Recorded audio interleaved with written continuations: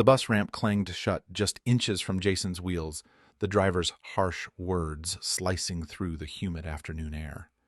Humiliated and stunned, Jason's desperate plea vanished into the roar of the engine as the bus pulled away, leaving more than just a man behind. But what happened next will shock even those who thought they'd seen everything. But first, let's go back to the beginning. Jason Harper sat rigid on his mobility scooter, the afternoon heat pressing down on his worn ROTC jacket, beads of sweat tracing silent paths down his forehead. His eyes, sharp despite the fatigue etched in his face, tracked the slow approach of the city bus as it neared the curb. The routine should have been simple. The ramp lowers, he rolls aboard, and he heads home. But as the bus halted, his hope faltered instantly. The stiff glare from behind the wheel was a storm he hadn't anticipated. Tom Reynolds, the driver, carried the weight of countless shifts etched into the lines of his face and the sourness in his voice. He was a man hardened by the grind of relentless routes and irate passengers, his patience worn thin like the frayed leather of his gloves.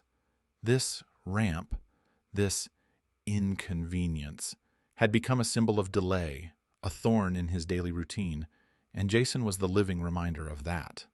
Tom's eyes never lifted to meet his, avoiding recognition, avoiding guilt.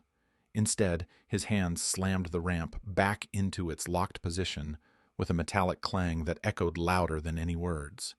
"You're holding everyone up, buddy," Tom barked. The words cut through the humid air, sharp and unyielding, stripped of any pretense of kindness. Jason's chest tightened. Anger flared, immediate and hot, fueled by the sting of being seen as a burden rather than a human being who had given years of service. His fingers curled instinctively on the scooter's handles, trembling with the sudden surge of emotion. "I served my country, man," he said, voice cracking with a mix of indignation and desperation. "I need this ramp." But Tom was already shifting the gear, the engine growling to life as the bus began to pull away, leaving Jason behind. The crowd on the sidewalk barely registered the scene, their own busy lives a blur of indifferent faces. Jason's breath hitched, the sharp sting of humiliation washing over him in waves. He was a veteran, a man who had fought for his country's freedoms, yet here he was, denied the basic dignity of access. The wheelchair-bound veteran frozen on the curb, ignored, dismissed. Tom's frustration was a tempest brewed from exhaustion and personal bitterness. Years of unappreciated labor, daily conflicts with passengers, and the invisible weight of his own struggles had corroded his empathy. But Jason bore the brunt of that corrosion, a human shield against the world's weariness. His pain was silent but searing, a betrayal not just by a single man, but by a system that allowed such indignities to fester. The moment stretched thin with unbearable tension, the mechanical clang of the ramp closing, sealing the divide between them. Jason's heart pounded painfully in his chest as the bus disappeared around the corner, swallowed by the city's indifferent noise. Alone, immobile, and aching with the weight of rejection, he sat under the relentless sun, the ROTC emblem on his jacket, a bitter reminder of battles fought, now replaced by a different kind of struggle. Behind the closed bus doors, Tom exhaled slowly, the weight of his actions sinking in for just a fleeting second before routine swallowed it again. For Jason, however, the sting of exclusion was raw, personal, and deeply wounding, a quiet injustice that refused to be ignored. News of what happened to Jason Harper spread through the campus with the rapidity of wildfire, igniting a collective fury among the ROTC Battalion.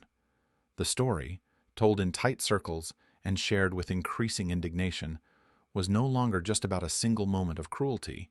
It became a symbol of systemic disrespect toward those who had given their bodies and futures for something greater.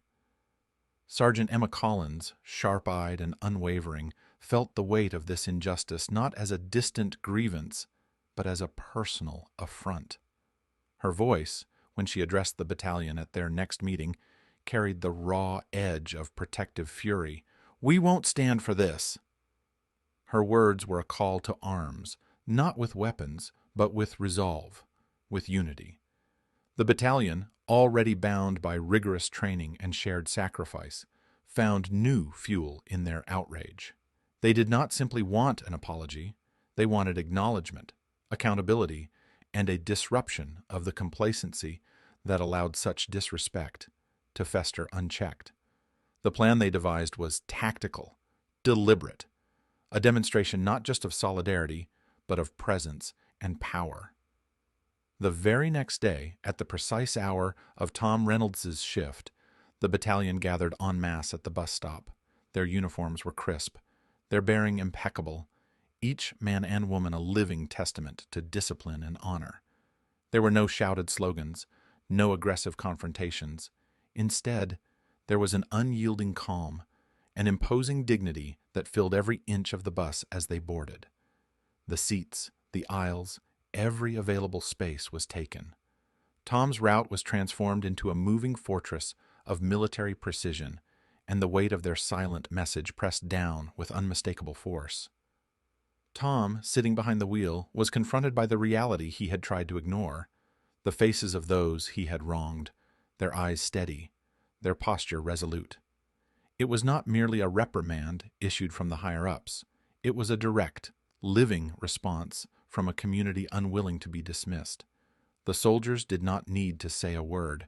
Their very presence was a demand for respect, an assertion of their rights that transcended ordinary complaint. Inside him, something shifted.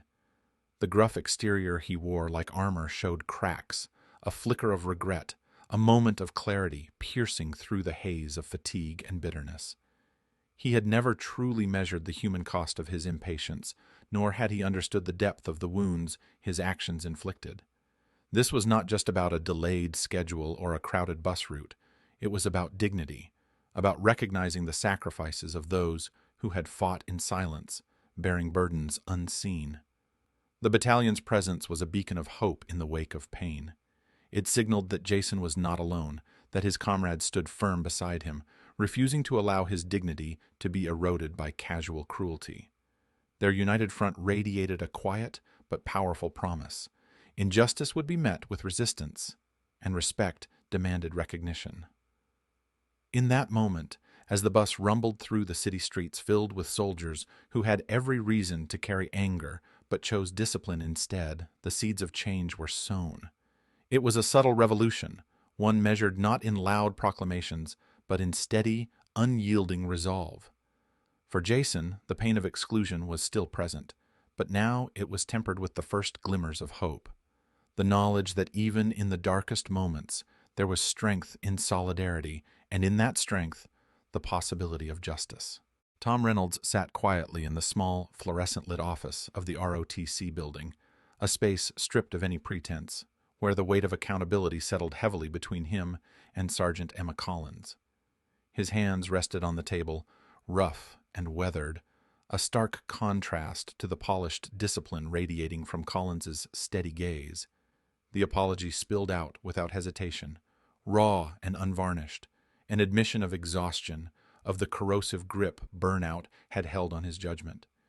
He spoke of long shifts, of mounting pressures, and a mounting bitterness that had clouded his ability to see the humanity in those he was meant to serve. "I'm sorry," he said simply, but the apology carried with it the heavy realization of how far he had fallen short. Collins listened, her expression unreadable for a moment before she responded, not with forgiveness lightly given, but with the firm clarity of someone who understood the stakes. "Burnout is real," she acknowledged, "but respect and patience are not optional, especially for those who have sacrificed more than most can imagine." Her words were a reminder, both admonishment and hope, that responsibility extended beyond fatigue. It was a duty to uphold dignity, to protect the vulnerable, to honor service in action, not just in words. The meeting marked the turning point.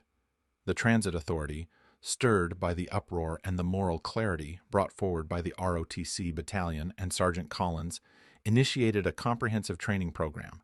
This initiative was not a perfunctory gesture, but a deliberate, systemic shift, educating drivers and staff on the unique challenges faced by veterans and people with disabilities, emphasizing empathy as much as protocol. The curriculum was crafted with care. including first-hand accounts, sensitivity training, and practical scenarios designed to dismantle biases and foster understanding. Jason Harper was invited to participate, not as a passive subject of pity, but as an empowered speaker, a living emblem of resilience and change. Standing before transit employees, students, and community leaders, he recounted the incident with measured clarity, his voice steady, though the memories still stung. His story became more than a personal testimony. It was a clarion call for compassion, a beacon illuminating the path from pain to progress. The room, once filled with passive listeners, shifted into a collective engagement, absorbing the gravity of the message that respect was a responsibility that could no longer be deferred. Back on the bus routes, the atmosphere changed subtly but profoundly. Tom Reynolds, humbled by the confrontation with his own failings and inspired by the battalion's unwavering solidarity, transformed his approach. He greeted veterans and riders with a newfound kindness, mindful that behind every wheelchair or uniform was a person deserving of patience and dignity. The bus ramp lowered smoothly for those who needed it, no longer a symbol of exclusion, but a gateway to inclusion. Jason's next ride was different. As the bus pulled up to the stop, the ramp hissed gently downward, and he felt the familiar but now welcoming hum of the engine. He rolled forward without hesitation, the burden of the past incident eased by the tangible changes around him. A small smile, subtle but genuine, broke through the lingering shadows of pain. Hope, nurtured by the steadfastness of his comrades and the willingness of others to change, had triumphed. In that moment, the city bus was no longer just a vehicle. It was a vessel of renewal, carrying with it the promise that respect, once denied, could be restored, and that from the depths of cruelty, inspiration could rise.